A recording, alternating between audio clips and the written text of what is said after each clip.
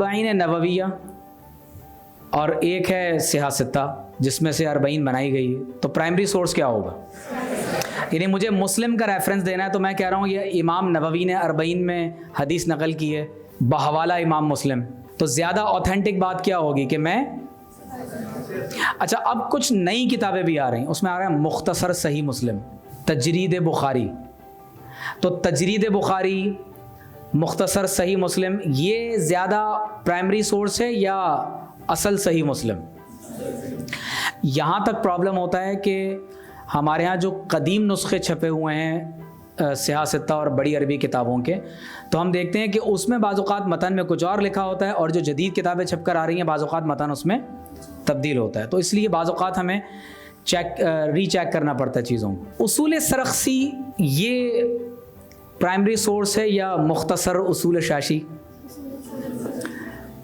تو جس طرح بخاری اور مسلم کو علم حدیث میں شیخان کہا جاتا ہے، اسی طرح اصول فقہ میں امام بزدوی اور سرخسی کو شیخین کہا جاتا ہے۔ تو اصول السرخسی جو ہے یہ ویسے بڑے کمال کے عالم گزرے ہیں، ان کی المبسوط بڑی ہی زبردست علم فقہ کی 30 جلدوں میں تقریباً کتاب ہے، اور کہا جاتا ہے کہ اس کی ویلیو یہ ہے کہ فقہ حنفی میں اس کے خلاف اگر کسی نے فتویٰ دیا تو قابل قبول، اور یہ کتاب آپ نے جب آپ کو کنویں میں بطور زندان آپ کو کنویں میں نیچے دھکیل دیا گیا، بادشاہ کی مرضی کے مطابق فتویٰ نہیں دیا تھا، تو آپ کے اسٹوڈنٹس کنویں کی منڈیر پر آ کر آپ سے سوال جواب کرتے تھے اور یہ نیچے بیٹھ کر پڑھاتے تھے، تو ان نوٹس کے مجموعے سے جو کتاب کہا جاتا ہے بنی ہے تو وہ المبسوط، تو علم فقہ میں بہت ہی زبردست کتاب ہے، وہ آپ کو ضرور دیکھنی چاہیے۔ تو اصول سرخسی ظاہر ہے کہ ایک پرائمری سورس ہوگا۔ اب مقدمہ ابن صلاح یہ زیادہ پرائمری سورس ہے یا اس کا ترجمہ و شرح مقدمہ؟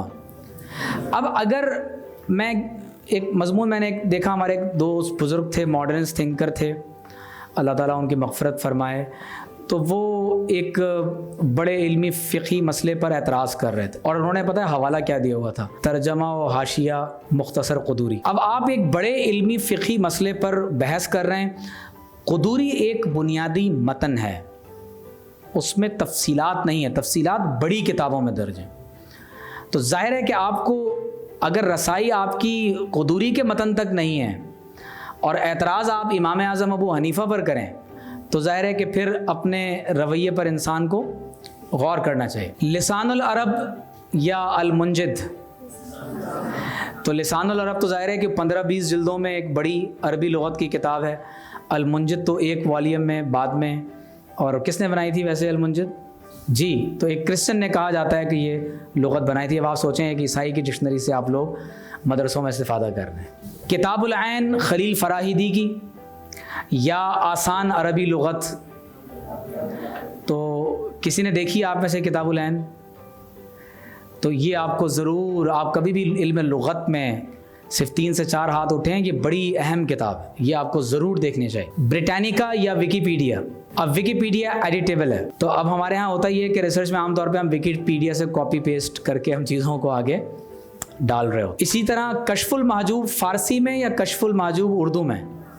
تو ظاہر ہے اس کا اصل متن پرشین میں ہے، تو آپ کو پرشین اگر آپ میں اہلیت ہے۔ ڈاکٹر صاحب بیٹھے ہوئے ہیں، بعض فلاسفرز ایسے ہیں جن کی اصل کتابیں جرمن زبان کے اندر ہیں، اگرچہ ان کا ترجمہ انگریزی میں یا اردو میں یا دیگر زبانوں میں ہو چکا، لیکن آپ مجھے بتائیں کہ اس فلاسفر نے جو اصل کتاب جرمن زبان میں لکھی ہے اس کا ترجمہ کسی نے انگریزی میں کیا ہے، انگریزی سے اس کا ترجمہ کسی نے اردو میں کیا ہے، تو انڈرسٹینڈنگ کس کی زیادہ بہتر ہوگی؟ جو جرمن سمجھتا ہے اور ڈائریکٹ اس کتاب سے استفادے کی اہلیت رکھتا ہے، یا جس نے انگریزی کا اردو ترجمہ بعد میں پڑھا ہوگا؟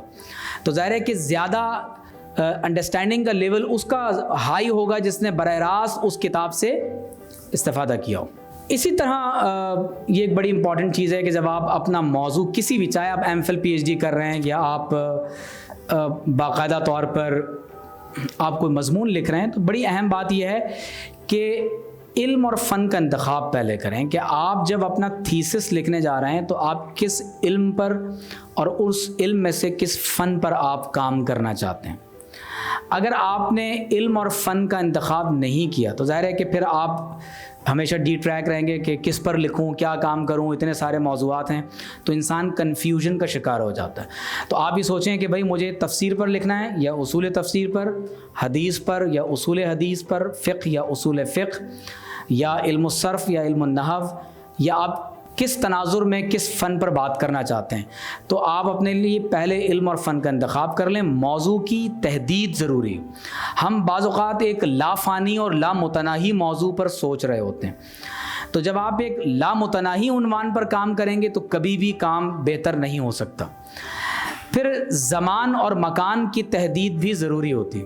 ابھی اس کی چند مثالیں آگے آ رہی ہیں تو اس سے ذرا مزید بات کلیئر ہو جائے گی۔ تو آپ زمانے کو ضرور اس کو متعین کریں۔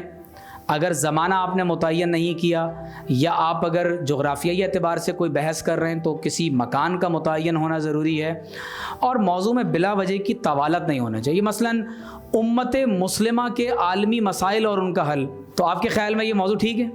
اب امت مسلمہ تو نہ جانے دنیا میں کہاں کہاں حضور علیہ الصلوۃ والسلام کے امتی موجود ہیں۔ ڈاکٹر حمید اللہ کو حکیم سعید صاحب نے ایک لیکچر کے لیے دعوت دی، اور حکیم سعید صاحب کا معمول یہ تھا کہ وہ بڑے بڑے اہل علم کو اپنے ادارے میں باقاعدہ ایک گیسٹ لیکچر کے لیے دعوت دیا کرتے تھے۔ یہ ہمارے بزرگوں کی پرانی ایک رسم رہی۔ اس کا فائدہ یہ ہوتا ہے کہ پھر مختلف لوگ ان بڑی شخصیات سے استفادہ کر لیتے۔ تو ان کا موضوع جو ہے وہ رکھ دیا کسی نے کہ امت مسلمہ کے مسائل کا حل، اور آپ مسائل بھی بتائیں اور حل بھی بتائیں۔ تو انہوں نے کھڑے ہو کر کہا کہ جناب حضور کی امت تو دنیا میں نہ جانے اس وقت کہاں کہاں موجود ہے، اور کتنا ہی تنوع ہے ان کے مسائل میں جس کو وہ فیس کر رہے ہیں، پھر آپ کہتے ہیں میں اس کا حل بھی بتاؤں۔ تو انہوں نے کہا یہ ممکن نہیں ہے۔ تو پھر انہوں نے کسی ایک نقطے کے اوپر بات کی۔ تو ظاہر ہے کہ یہ ایک لامتناہی موضوع امت مسلمہ، تو آپ امت مسلمہ میں جغرافیائی حدود بھی ہیں اور اس کی ایک زمانی حد بھی ہے۔ اب امت مسلمہ تو تقریباً 1450-1500 برس ہو گئے، تو آپ کچھ زمانہ لے لیں کہ عہد صدیق اکبر، عہد خلافت راشدہ، بنو امیہ، بنو عباس، یا سلطنت عثمانیہ میں کوئی ایک بادشاہ، تو آپ زمانے کی تحدید ضرور کریں، یا آپ کم از کم اپنے جغرافیہ کا تعین ضرور کر لیں۔ اب آپ ڈاکٹر حمید اللہ صاحب کی لگن کا اندازہ اس بات سے کر لیں کہ جب انہوں نے نبی کریم صلی اللہ علیہ وسلم کی جنگوں کے میدانوں پر کتاب لکھی ہے، تو انہوں نے یہ نہیں کیا کہ ابن اسحاق نے یہ لکھا ہے، سیرت ابن ہشام میں یہ لکھا ہوا ہے، اور روض العنف میں یہ، یا سبل الہدی والرشاد میں یہ لکھا ہوا ہے۔ اگرچہ سیرت کے یہ بڑے مصادر کہلاتے ہیں، لیکن ڈاکٹر محمد حمید اللہ سفر کر کے باقاعدہ طور پر ان میادین جنگ میں پہنچے، اور وہاں پہنچ کر انہوں نے خود پیمائش کر لی۔ تو اب آپ بتائیں کہ وہ سورس جو آپ کے لیے حمید اللہ صاحب نے پیش کیا وہ زیادہ اوتھینٹک ہوگا یا جو ابن اسحاق میں لکھا ہوا ہے؟ تو ظاہر ہے کہ یہ وہ شخص ہے جس نے تمام کتابوں کا مطالعہ کر کے ایک ڈسکرپٹیو اسٹڈی کی، پھر اس کا ڈیٹا کا انالیسس کیا، کمپیریٹیو اسٹڈی کی، مختلف نسخوں کا مطالعہ کیا، اور پھر خود جا کر ناپنے کے بعد پھر ایک بات لکھی ہے۔ تو آپ اندازہ کر لیں کہ اس قدر پرائمری سورس پر جانے کے بعد تو ان کے علم اور تحقیق کی کیفیت کیا ہوگی۔ اسی طرح ایک اگر کوئی موضوع لے لیتا ہے کہ تفسیر قرطبی اور تفسیر روح المعانی کا تقابلی مطالعہ، تو بھائی قرطبی تو تقریباً 15 جلدوں میں تو یہ ہے، اور کوئی 20 جلدوں میں تو روح المعانی ہے، تو 25-30 جلدیں تو یہ ہو گئیں، اور قرآن کے 30 سپارے، اور موضوعات میں اس قدر تنوع ہے کہ وہ تو ختم نہیں ہوں گے، تو یہ تو پوری زندگی گزر جائے گی، کچھ بھی نہیں ہوگا۔ حکیم محمود احمد برکاتی صاحب کہا کرتے تھے کہ اگر کوئی شخص بہت زیادہ کام کر رہا ہو نا، تو اس کو یعنی ڈیڈ کرنے کا ایک طریقہ یہ بھی ہوتا ہے کہ اسے ایک بڑا کام دے دیا جاتا ہے کہ آپ جو ہے سبل الہدی والرشاد کا ترجمہ کریں۔ 30 جلدیں ہیں، اگر ایک آدمی نے ایک جلد کا ترجمہ 2 سال میں کیا تو 30 کا مطلب ہے اگر 1 سال میں بھی کیا تو وہ زندگی تو ختم ہو گئی اس کی۔ تو بعض اوقات اس کو انٹینگلمنٹ کہتے ہیں کہ لوگوں کو مصروفیت کے لیے بھی کوئی ایسا کام دے دیا جاتا ہے، یا بعض اوقات وہ خود لے لیتے ہیں کہ اس کے بعد پھر کوئی اور کام کرنا نہ پڑے۔ تو یہ لامتناہی موضوع ہے بھائی، ٹھیک ہے۔ آپ کو تفسیر میں سے کچھ ابواب منتخب کرنا پڑیں گے کہ بھائی میں صرف بیوع سے متعلق جو آیات احکام ہیں میں اس پر تقابل کروں گا، ٹھیک ہے، یا ان کے جو تصوف سے متعلق نکات ہیں، یا میں صفات باری تعالیٰ سے متعلق جو مباحث موجود ہیں. تو آپ کو ان دونوں مفسرین میں تقابل کرنے کے لیے کسی جہت کا تعین کرنا ضروری ہے. پاکستان میں خواتین کو درپیش چیلنجز اور ان کا حل. اب ظاہر ہے کہ خواتین کی بھی بہت ساری ٹائپس ہیں. کچھ وہ ہیں جو مسلم ہیں، کچھ وہ ہیں جو غیر مسلم ہیں، کچھ وہ ہیں جو اپنے گھروں میں رہتی ہیں، کچھ وہ ہیں جو جابس کرتی ہیں، کچھ پڑھی لکھی ہیں، کچھ غیر پڑھی لکھی ہیں. تو اب آپ یہ دیکھیں کہ کتنا یعنی پھیلا ہوا موضوع ہے. اب پاکستان کے بجائے اگر جغرافیہ کو محدود کر لیں کہ سندھ، اندرون سندھ، اسی طرح آپ نے اندرون پنجاب، بلوچستان، آپ نے کسی خاص ایریا کو اپنے لیے محدود کر لیا. اور ظاہر ہے کہ وہ تو بہت بڑے بڑے مسائل ہو سکتے ہیں. ایک اسٹوڈنٹ کام کر رہی ہیں اس پر کہ اندرون سندھ میں جو خواتین کو فورس کنورژن سے متعلق ایشوز یا پرابلمز ہیں اس پر کام کر رہی ہیں. تو دیکھیں وہ ٹاپک بہت فوکس ہو گیا. اگر آپ 3 زبانیں جانتے ہیں، اردو، انگریزی اور، تو آپ کی ریسرچ بہت اچھی ہوگی. کیوں؟ آپ کو یہ پتا ہوگا کہ برصغیر پاک و ہند میں اردو میں اس موضوع پر کیا لکھا گیا ہے، عرب دنیا کے کنٹمپریری اسکالرس کیا کہہ رہے ہیں، آپ کو یہ بھی پتا ہوگا. اور آپ کو یہ بھی معلوم ہوگا کہ انگریزی زبان میں اسلام دشمن لوگ یا کنٹمپریری جو انگلش اسکالرز ہیں وہ اس موضوع کے بارے میں کیا لکھ رہے ہیں. تو کوشش کیجئے کہ آپ جتنی زیادہ لینگویجز پر آپ کا عبور ہوگا تو آپ اتنا زیادہ بہتر انداز سے اپنی ریسرچ کو آگے کنڈکٹ کر سکتے ہیں. اسی طرح انٹرنیٹ کا استعمال ہے.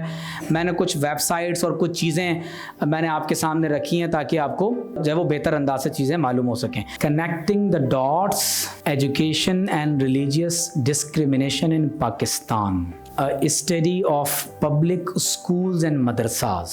یہ United States Commission on International Religious Freedom کی ایک رپورٹ، ریسرچ ڈاکومنٹ ہے یہ پورا. اور یہ ریسرچ انہوں نے کس کے بارے میں کی ہے بھائی؟ پبلک اسکولز اور یہ جہاں مدرسے میں ہم لوگ پڑھتے پڑھاتے ہیں.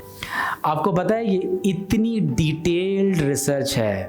آپ کو یہ رپورٹ پڑھ کر پتہ چلتا ہے کہ پورے پاکستان کے کس صوبے کے کس شہر میں کتنے اسکولز ہیں، وہاں کون کون سی کتابیں پڑھائی جاتی ہیں، ان کتابوں میں کس صفحے کی کس سطر پر کیا لکھا ہوا ہے. یہ اتنی ڈیٹیلڈ ریسرچ ہے. تو ظاہر ہے انہوں نے کوالٹیٹیو اور کوانٹیٹیو دونوں کو مرج کر کے ڈیٹا بھی کلیکٹ کیا ہے، گروپس ڈسکشنز بھی ہیں، انٹرویوز بھی ہیں، براہ راست بھی کتابوں کو دیکھا اور پھر پورا ڈیٹا کا انہوں نے انالیسس کیا ہے. Map of Pakistan, executive summary, introduction and back. آپ دیکھ رہے ہیں یہ کیسے ریسرچ کو شروع کیا ہے انہوں نے.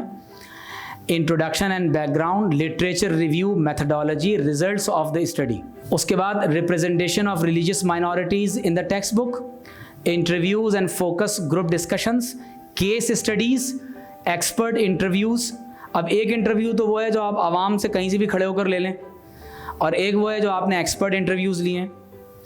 پھر اس کے بعد فائنڈنگز اینڈ ریکمنڈیشنز. اب یہ جب اتنی ڈیٹیل ریسرچ کے بعد وہ آپ سے یہ کہہ رہا ہے کہ میری یہ فائنڈنگز ہیں اور میری یہ ریکمنڈیشنز ہیں، تو ظاہر ہے کہ وہ اب ایک ریسرچ کی بنیاد پر یہ بات کہہ رہا ہے.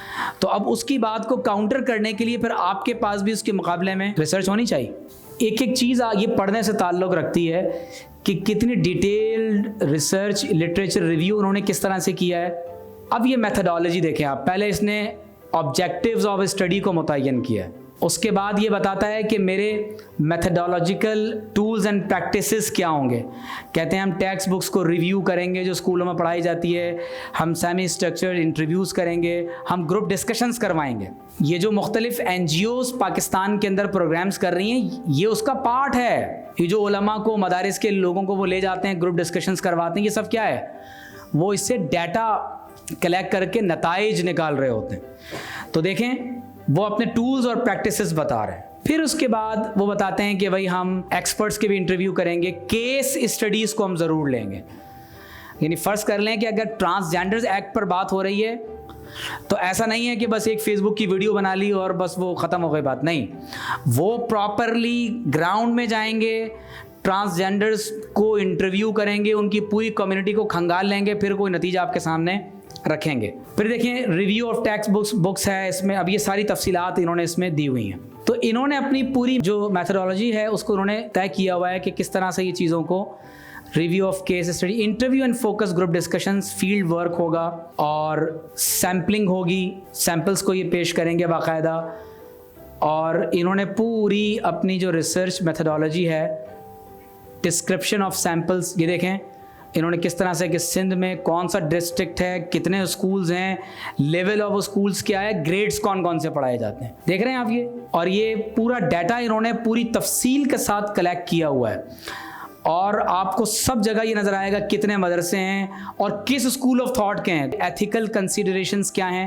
اب ظاہر ہے کہ آپ کسی کا انٹرویو کر رہے ہیں، ہو سکتا ہے کہ وہ چاہتا ہو میرا انٹرویو نشر نہ کیا جائے، تو اس میں ایتھیکل کنسیڈریشنز کیا ہیں، کہیں والنٹیریلی کام لے رہے ہیں آپ، کہیں انفارمڈ کنسنٹ ہے، آپ نے کسی سے انٹرویو لیا ہے تو کنسنٹ لینا ضروری ہے، آپ اس کی جو حساسیت کے پیش نظر آپ اس کی بات کو کانفیڈینشیل رکھتے ہیں انٹرویوز میں، یہ ساری چیزیں۔ اب یہ ریزلٹس آف اسٹڈی تو آپ اس کو ضرور دیکھیے گا۔ تو میں اپنی بات کو یہاں کنکلوڈ کر رہا ہوں کہ آج ہم نے آپ کو بنیادی طور پر اسلامک اسٹڈیز میں جن چیزوں کی آپ کو ضرورت پڑ سکتی ہے وہ چند باتیں میں نے آپ کے سامنے رکھی ہیں۔